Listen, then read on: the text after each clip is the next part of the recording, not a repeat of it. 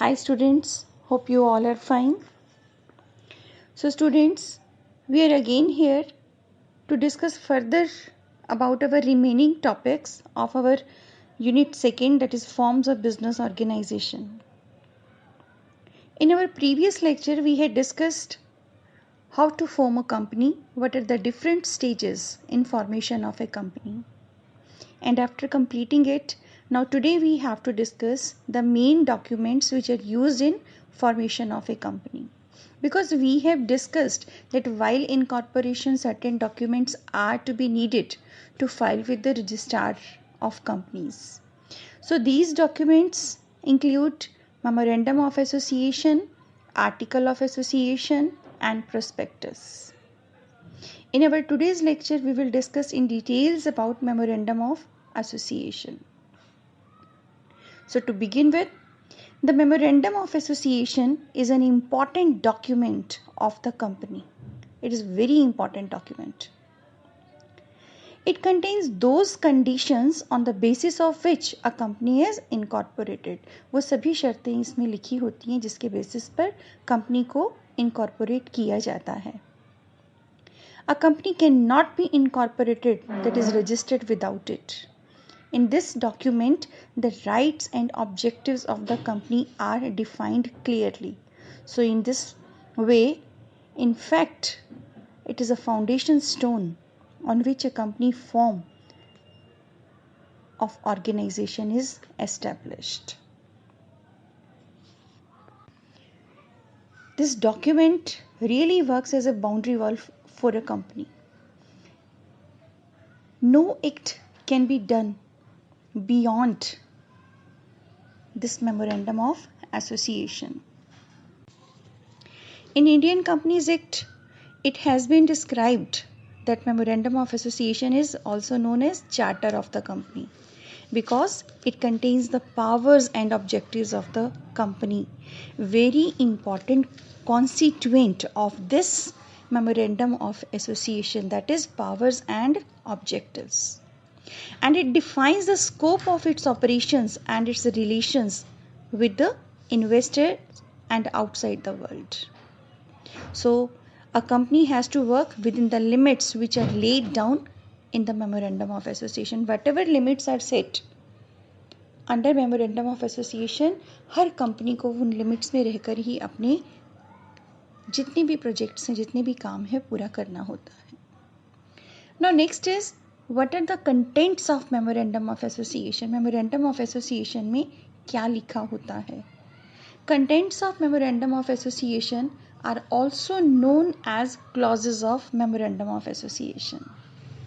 So these are name clause, registered office clause, objective clause, liability clause, capital clause and association clause.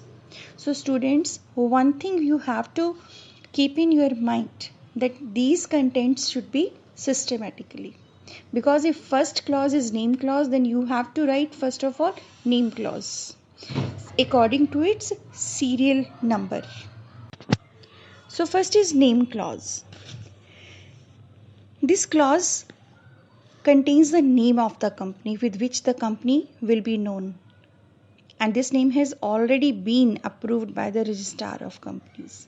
Company का नाम क्या होगा, company किस नाम से अपना बिजनेस करेगी, कंपनी किस नाम से दूसरे पार्टीज के साथ कॉन्ट्रैक्ट करेगी, नेम क्लॉज में ये मेंशन किया जाता है.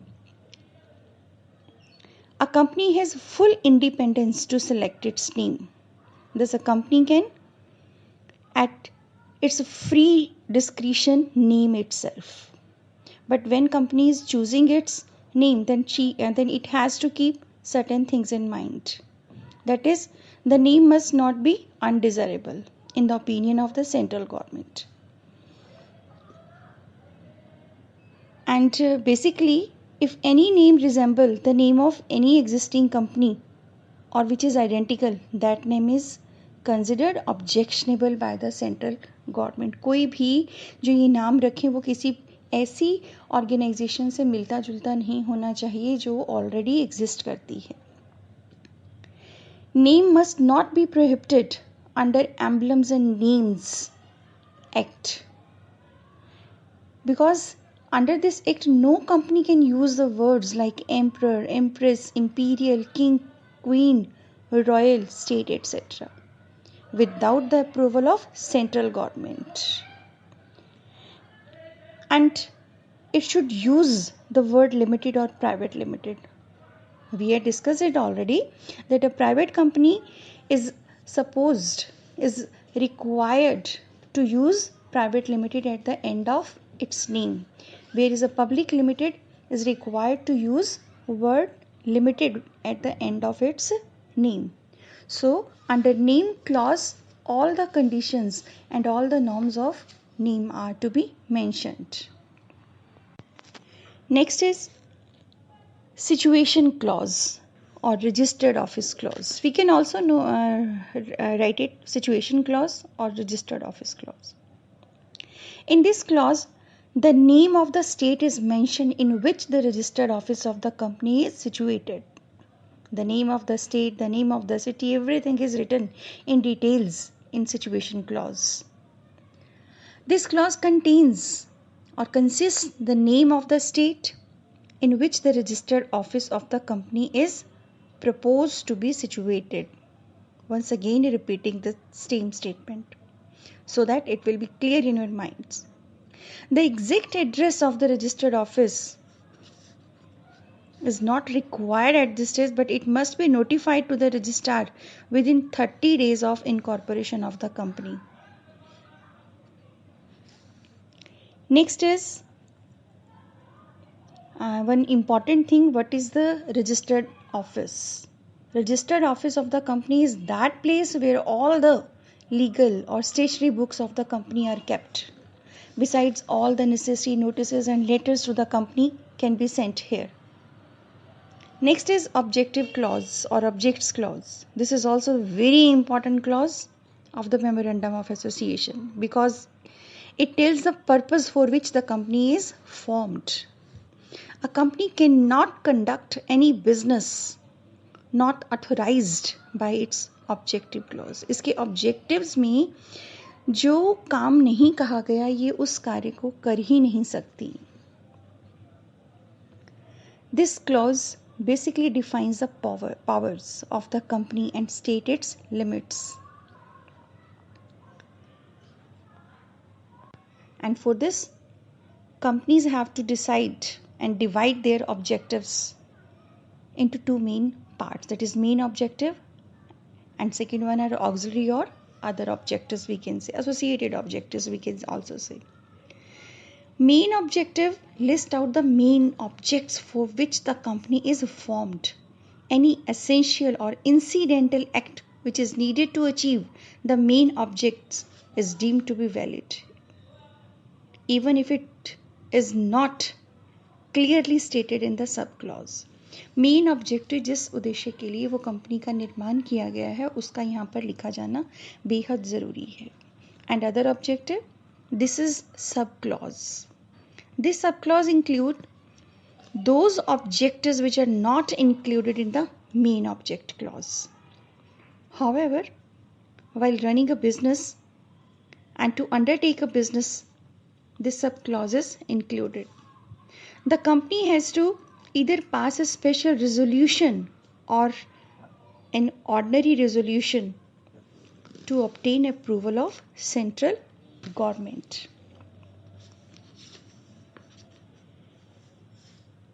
And objectives should be legal. These should not be opposed by the public policy. Objectives which are set by the company must not be immoral. So this is about the objective clause. Next is liability clause. Liability clause tells that the liability of the members of the company is limited to the amount held by them. It is shares held by them. It must state that liability is limited. In the company which is limited by shares, liability clause means that shareholders of the company will be liable for the face value of shares, that is the book value of shares, printed price of the shares purchased by them. It means that a company cannot receive any amount over and above the face value of shares in its lifetime. जितना shares के price हैं वो उससे ज़्यादा पूरी life time में कोई भी कंपनी उससे ज़्यादा अमाउंट शेयर होल्डर से नहीं ले सकती. For example we can say if a person purchases 1000 shares of 100 each, he cannot be called upon to pay above 1000 rupees because his liability is limited up to the extent of amount which he has invested in the shares. So company cannot call the excess amount. Next is capital clause. So according to this clause, it specifies the maximum capital. I had told you also about the types of capital in my previous lectures. So this clause tells about the maximum capital which is known as authorized capital, with which the company will be authorized to raise through its shares. So authorized capital is the maximum amount of capital which a company can issue during its lifetime. The division of authorized capital into number of shares with their face value must be specified in this clause. For example, if I'll say the authorized share capital of a company is 2 crores, then we have to say that company's authorized capital is rupees 2 crores divided into 20 lakh shares of rupees 10 each. Means we have to express the number of shares with their face value. So here one point we have to note. You have to note that the company cannot issue share capital in excess of the amount mentioned in this capital clause. एक बार जो लिख दिया उससे ज़्यादा ये amount issue नहीं कर सकती है. And next last one is association clause. Association clause includes the signatories to the memorandum of association, which state their intention to be associated with the company and also give their consent to purchase qualification shares. Means association clause का मतलब है जहाँ पर memorandum of association में जो sign करने वाले directors होते हैं, वो पर्सन्स होते हैं, वो ये बताते हैं कि अब हम सब मिलकर इस तरह से एक कंपनी बनाने के लिए तैयार हैं और हमारे उनके नेम्स के सामने उन्होंने जितने क्वालिफिकेशन शेयर्स लिए होते हैं उन नंबर्स को लिख दिया जाता है. So the memorandum of association must be signed by at least 7 persons in case of public company, and number of shares must be mentioned in front of their names, and by 2 persons in case of a private company. So today we had discussed in details about all the clauses. In association clause, the last clause they can sum up like the expressing one statement, which is also known as statutory declaration. That is, we the following persons whose name and addresses are mentioned below are desirous of being formed into company in pursuance of this law, and we respectively agree to take the number of shares in the capital of company set opposite our respective names. And after this clause, name, address and occupation of the signing person and the number of shares taken by them are written. So this is the statutory declaration made by the person who are known as signatories in memorandum of association. So till now in today's lecture we had discussed about the very important document which is used in formation of a company, that is memorandum of association. I hope that you have got this and you will be justifying with this lecture. So take care.